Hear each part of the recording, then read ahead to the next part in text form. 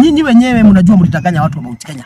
Mlitumika vibaya sana na yule mtu kudanganya watu wa Mount Kenya. Tuambie leo mpaka msipende.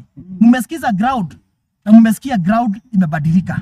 Watu saa hii wameamua, wamegundua uongo wenu na mjinga amerevuka. Na mjinga akirevuka mwelevu huwa tabani. Hata mfanye nini, wa Kenya, watu wa Mount Kenya wamefunguka macho na saa hii kuendelea mbele. Sisi ile mashida tunapitia huku, tunapitia sababu yenu. Hakuna wakati mwingine mtadanganya watu wa Mount Kenya. Niambie ya mwisho, Mheshimiwa Kuria, mkiwa na Mheshimiwa Ichungwah. Mko kwa serikali saa hii.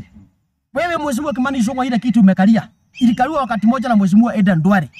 Ilipokaliwa na Mheshimiwa Aden Duale, tunajua yale mambo walifanyia watu wako wa Somali.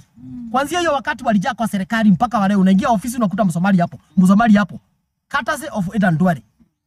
Kwa majina naitwa Kariuki Kiroga. Kariuki Kiroga ndio kiongozi wa bunge la mwananchi Kiambu.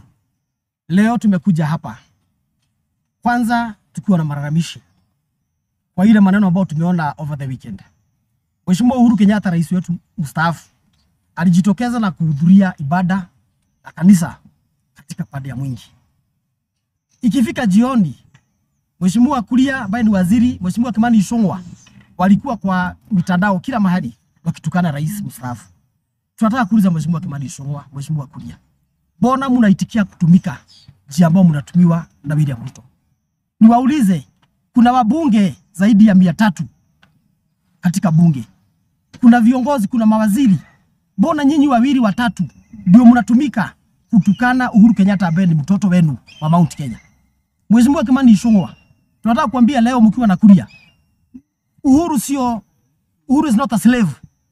Eti saa hii Uhuru akitaka kufanya kitu chochote lazima aombe ruhusa. Hamwezi mkati Uhuru hana tena uhuru wa kutoka kwenda kanisa ama kutembelea marafiki. Hawezi ikawa Uhuru sasa atakitaka kwenda choo lazima wapigie simu kuomba ruhusa. Tunataka kuambia kitu moja, mkome kuingilia Mheshimiwa Uhuru Kenyatta. Hiyo ingine nataka kusema nyinyi wenyewe mnajua mlitanganya watu wa Mount Kenya. Mlitumika vibaya sana na yule mtu kudanganya watu wa Mount Kenya. Tuambie leo mpaka msipende. Mmesikiza ground na mmesikia ground imebadilika. Watu saa hii wameamua, wamegundua uongo wenu na mjinga amerevuka. Na mjinga akirevuka mwelevu huwa tabani. Hata mfanye nini, wa Kenya, watu wa Mount Kenya wamefunguka macho na saa hii kuendelea mbele. Sisi ile mashida tunapitia huku, tunapitia sababu yenu. Hakuna wakati mwingine mtadanganya watu wa Mount Kenya. Niambie ya mwisho, Mheshimiwa Kuria, mkiwa na Mheshimiwa Ichungwah. Mko kwa serikali saa hii. Wewe Mheshimiwa Ichungwah, ile kitu umekalia ilikaliwa wakati moja na Mheshimiwa Aden Duale. Ilipokaliwa na Mheshimiwa Aden Duale, tunajua yale mambo walifanyia watu wako wa Somali.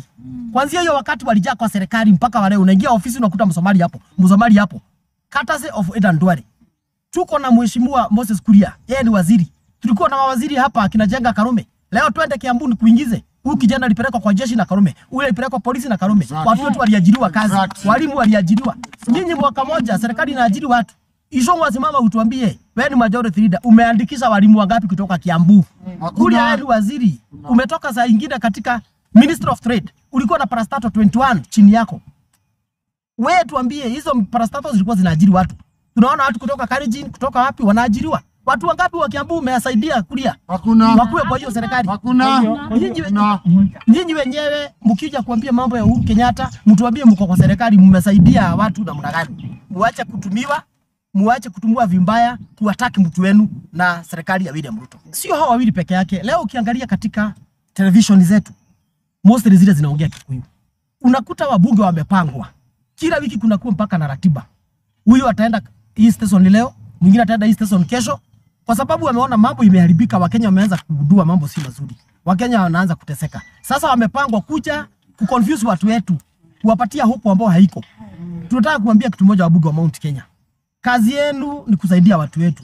Hamuhitaji William Ruto mahali, mnahitaji kura yako ya bunge kwenda kupitisha mambo ambayo itakuwa ya manufaa kwa watu wetu. So, wacheni kutumika. My name is Joseph Chege. I'm also known as Majuis. I'm the Secretary, Social Affairs, Party of National Unity. These are young people from Mount Kenya region who are sad because of some of the outbursts that our leaders are making. The leaders we are talking about, you saw what Ichungwah, the majority leader, said about President Uhuru Muigai Kenyatta. You saw what Moses Kuria, a whole minister, said about our former president, Uhuru Muigai Kenyatta. When we were growing up, and these are young people, in our community, we used to respect the leaders who came before us. People have respected Mwai Kibaki for the longest time. People have respected the Kenyatta, even the Moi.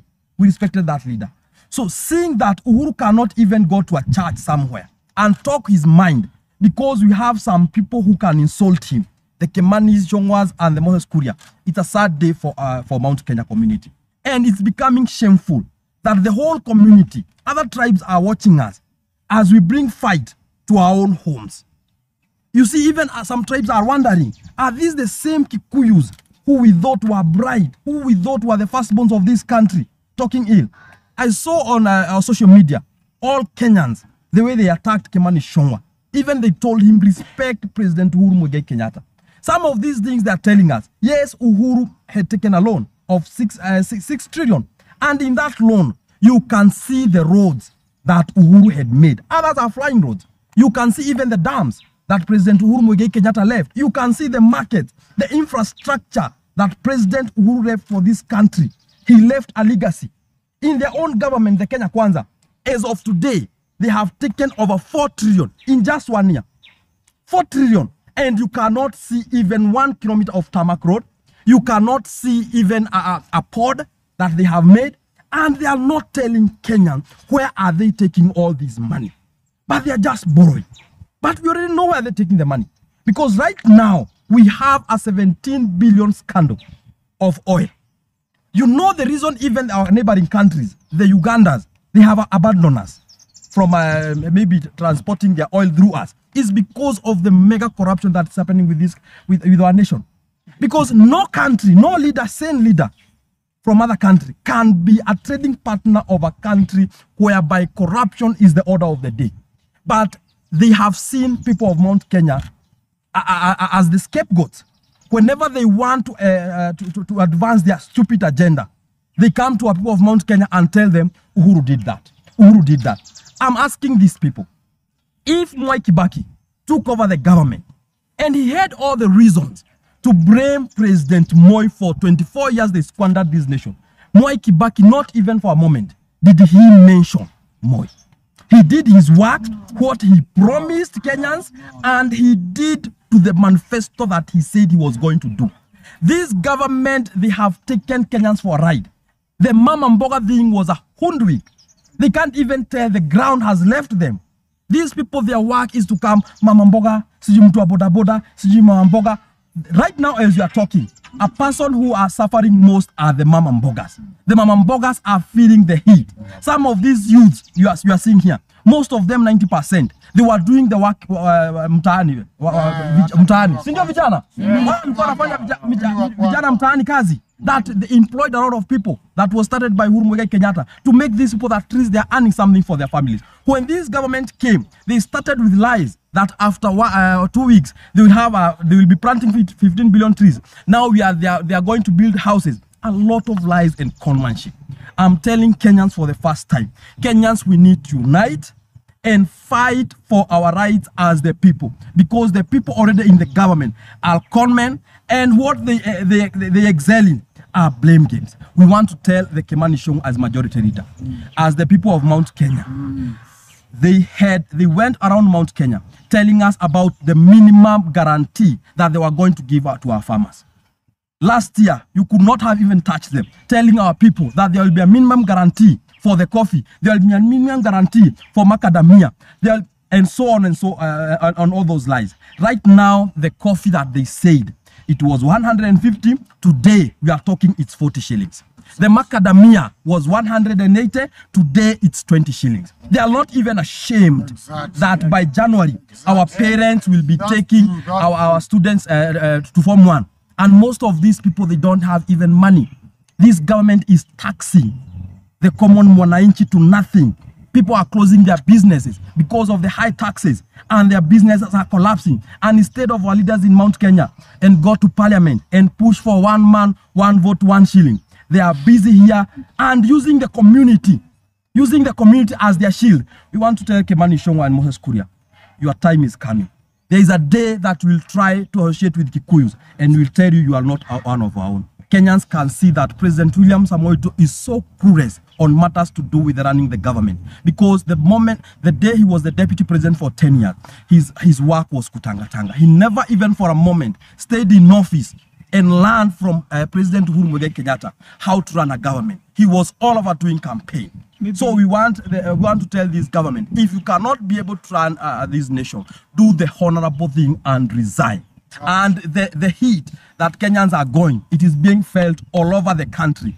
The youths are dying in their homes because of depression. The business people, they cannot be able to import goods again because of the skyrocketing dollar. The government does not have a formula on how they can be able to manage the dollar. Look at the fuel. The neighboring countries, the price of fuel is going down. Globally, the price of fuel is going down. What is happening to Kenya? It's going up because we have thugs in government who cannot empathize with the common mwananchi who is suffering. Exactly.